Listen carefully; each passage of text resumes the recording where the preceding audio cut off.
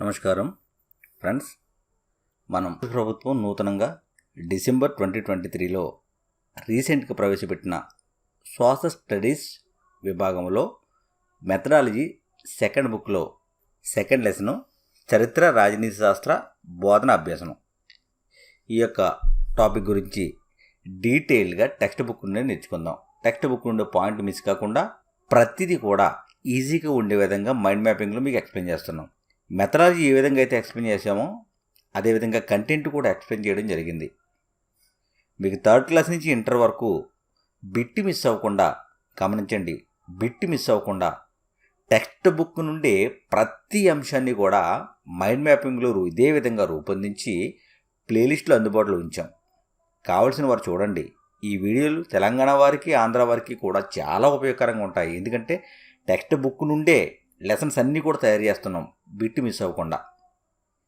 మనం ఏ విధంగా అయితే ఎక్స్ప్లెయిన్ చేస్తున్నామో అదేవిధంగా బుక్స్ కూడా ప్రిపేర్ చేయడం జరిగింది. ఈ బుక్స్ అన్నీ కూడా A3 సైజులోనే ఉంటాయి.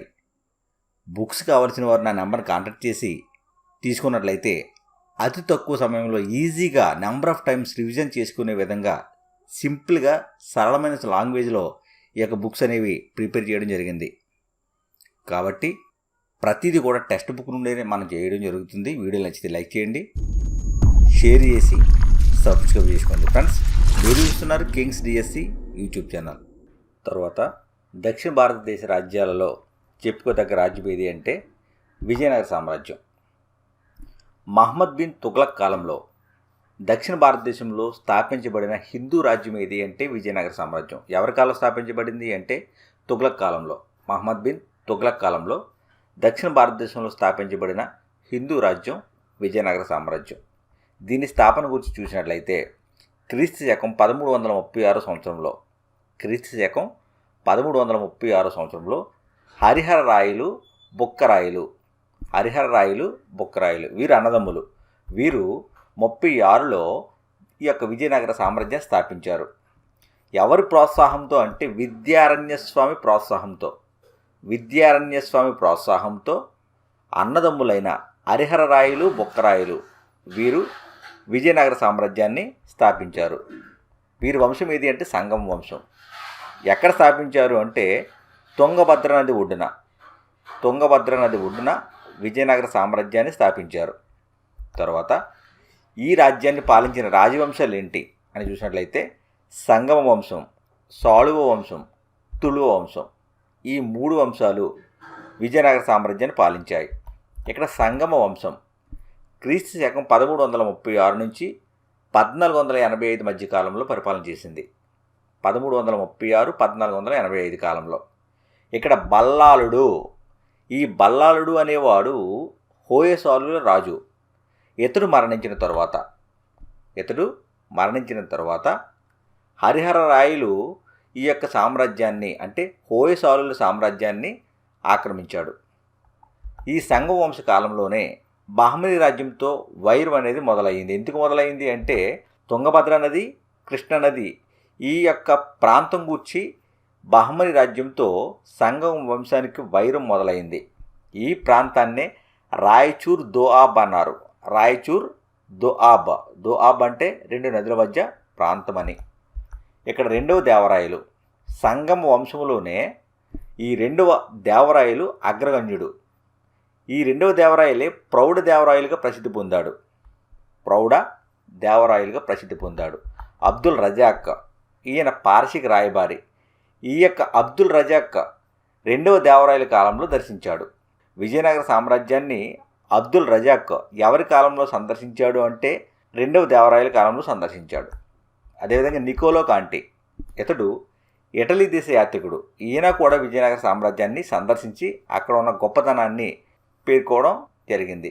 తర్వాత సాళువ వంశం.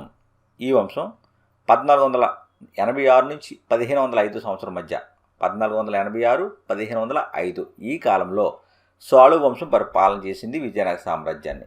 ఇక్కడ సాళువ నరసింహుడు పెనుగొండ పాలకుడు. ఈయన క్రీస్తు శకం 1486 సంవత్సరంలో నరసింహుని పారత్రోలి సింహాసనం అధిష్ఠించాడు సాళువ నరసింహుడు. ఈ సాళువ నరసింహుడేమో సాళువ వంశానికి చెందినవాడు. నరసింహుడు అంటే సంగమ వంశంలో చివరి రాజు నరసింహుడు. ఈ సంగమ వంశంలో చివరి రాజు అయిన నరసింహుడిని సాలువ నరసింహుడు 1486 సంవత్సరంలో అతనిని పారద్రోలి సింహాసనం అధిష్ఠించాడు. ఇతని కుమారుడు అంటే సాలువ నరసింహుని కుమారుడు ఎవరు అంటే ఇమ్మడి నరసింహరాయలు. ఇతని పేరుకు మాత్రమే రాజుగా ఉన్నాడు. తరువాత తుళువ వంశం క్రీస్తు 1505 నుంచి క్రీస్తు శకం 1576 కాలంలో తుళువ వంశం విజయనగరాన్ని పాలించింది. క్రీస్తు శకం 1505 నుంచి 1576 కాలంలో విజయనగరాన్ని తుళువ వంశం పాలించింది. ఇక్కడ వీర నరసింహరాయలు తుళువ వంశ స్థాపకుడు ఎవరు అంటే వీర నరసింహరాయలు. ఇతడు ఎమ్మడి నరసింహరాయలను చంపి సింహాసనానికి వచ్చాడు. ఈ ఎమ్మడి నరసింహరాయలు ఎవరు అంటే సాలువ నరసింహరాయుడు కుమారుడు అని చెప్పుకున్నాం. ఇతడి పేరుకు మాత్రమే రాజు అని చెప్పుకున్నాం. అతడిని చంపి వీర నరసింహరాయలు సింహాసనానికి రావడం జరిగింది.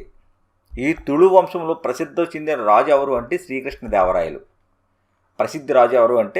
శ్రీకృష్ణదేవరాయలు. ఈయన ఏ విధంగా ప్రసిద్ధి పొందాడు అంటే యోగేంద్రేశ్వరుడు, సంస్కృతి ప్రియుడు, సాహితీవేత్త అని శ్రీకృష్ణదేవరాయలు ప్రసిద్ధి పొందాడు. యోగేంద్రేశ్వరుడు సంస్కృతి ప్రియుడు, సాహితీవేత్తగా ప్రసిద్ధి పొందాడు. శ్రీకృష్ణదేవరాయల పాలనా కాలం చూస్తే క్రీస్తు శకం 1505 నుంచి 1529. ఇక్కడ అష్టదిగ్గజాలు కృష్ణదేవరాయల ఆస్థానంలో ప్రఖ్యాతులైన మహాకవులను అష్టదిగ్గజాలు అన్నారు. ఈ అష్టదిగ్గజాలు ప్రఖ్యాతులైన మహాకవులు. సంస్కృతం, ఆంధ్రం, తమిళం, కర్ణాటక వాంగ్మయాలకు వీరు ఎనలేని సేవ చేశారు. వీరిలో ముఖ్యమైన వారు ఎవరు? ప్రసిద్ధి చెందినవారంటే తెనాలి రామకృష్ణుడు, అల్లసాని పెద్దన. ఇక్కడ శ్రీకృష్ణదేవరాయలు స్వయంగా కవి. ఈయన గ్రంథం రచించాడు. గ్రంథం పేరేంటి అంటే ఆముక్త మాల్యద. అంతేకాకుండా వ్యాసరాయలు. ఈ వ్యాసరాయలు అనేవాడు ఎవరు అంటే అద్వైత మతాచార్యుడు, శ్రీకృష్ణదేవరాయల యొక్క గురువు. అంటే వ్యాసరాయల దగ్గర శిష్యరికాన్ని స్వీకరించింది ఎవరు అంటే శ్రీకృష్ణదేవరాయలు. అదేవిధంగా శ్రీకృష్ణదేవరాయలు నిర్మించిన నిర్మాణాలు ఏంటి అని చూస్తే విజయనగరంలో అయితే కృష్ణాలయము, హజారరామాలయాన్ని కృష్ణాలయాన్ని విజయనగరంలో నిర్మించాడు. అంతేకాకుండా సింహళం, కంచి, కాళహస్తి, సింహాచలం ఇటువంటి ఆలయాలకు గోపుర మండపాలు నిర్మించాడు. ఈ కృష్ణదేవరాయల కాలమే తెలుగు భాష చరిత్రలో స్వర్ణయుగంగా పేరు పొందింది. తర్వాత రాక్షస తంగడి యుద్ధం. ఫ్రెండ్స్, ఇది చాలా ఇంపార్టెంట్. అనేక కాంపిటేటివ్లో అడగడం జరిగింది. ఈ యుద్ధం ద్వారానే విజయనగర సామ్రాజ్యం అనేది క్షీణించిపోయింది. ఇది ఎప్పుడు జరిగింది అంటే 1565 క్రీస్తు శకంలో జరిగింది. ఎప్పుడు శ్రీకృష్ణదేవరాయల పాలన అనంతరము 1565లో ఈ యొక్క రాక్షస తంగడి యుద్ధం జరిగింది. ఈ యుద్ధం ద్వారా విజయనగర వైభవం అనేది కనుమరుగయ్యింది.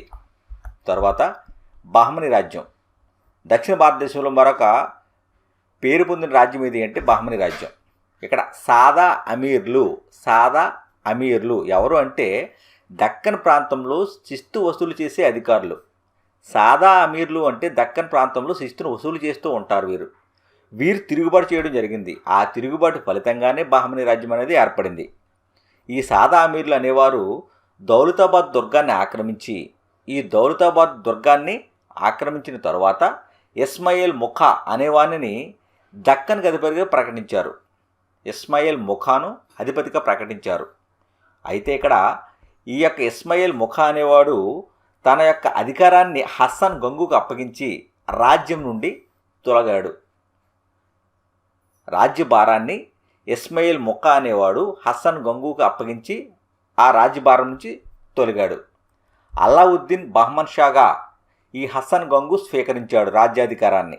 అల్లావుద్దీన్ బహమన్ షాగా అధికారం స్వీకరించాడు. ఇతని యొక్క రాజధాని గుల్బర్గా. ఈ హస్సన్ గంగు కాలంలోనే ఓరుగల్లు విజయనగర రాజ్యాలతో ఘర్షణ అనేది ప్రారంభమైంది బహమని రాజ్యానికి. ఫిరోజ్ షా కాలంలో విజయనగర రాజ్యంలో సంఘర్షణ అనేది కొనసాగింది. ఫిరోజ్ షా కాలంలో విజయనగర రాజ్యంలో సంఘర్షణ కొనసాగింది. అదేవిధంగా రెండవ మహమ్మద్ షా, ఈ రెండవ మహమ్మద్ షా కాలంలో బేదర్ నిర్మాణం జరిగింది. అంటే బేదర్ పట్టణాన్ని ఎవరు నిర్మించారు అంటే రెండవ మహమ్మద్ షా నిర్మించాడు. ఈయన కాలంలోనే రాజధాని గుల్బర్గా నుండి బేదర్కు మార్చబడింది. రెండవ మహమ్మద్ షా కాలంలో రాజధాని గుల్బర్గా నుండి బేదర్కు మార్చబడింది. తర్వాత మూడవ మహమ్మద్ షా, ఈయన కాలంలో బహ్మనీ రాజ్యం మహోజ్వల దశ అనుభవించింది. ఇక్కడ మహమ్మద్ గవాన్, మూడవ మహమ్మద్ షా యొక్క ముఖ్యమంత్రి ఎవరు అంటే మహమ్మద్ గవాన్.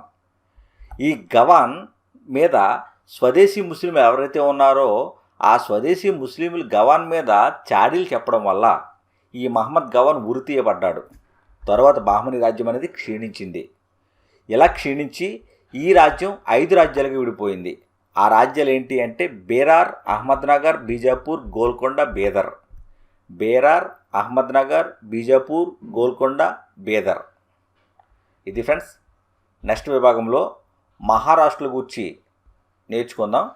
ఈ మహారాష్ట్రలు పాలన అనంతరం ఉత్తర భారతదేశంలో పాలించిన ఢిల్లీ సుల్తాన్లు, మొఘలు గురించి నేర్చుకోవడం జరుగుతుంది. వీడియో నచ్చితే లైక్ చేయండి, షేర్ చేసి సబ్స్క్రైబ్ చేసుకోండి. Thank you.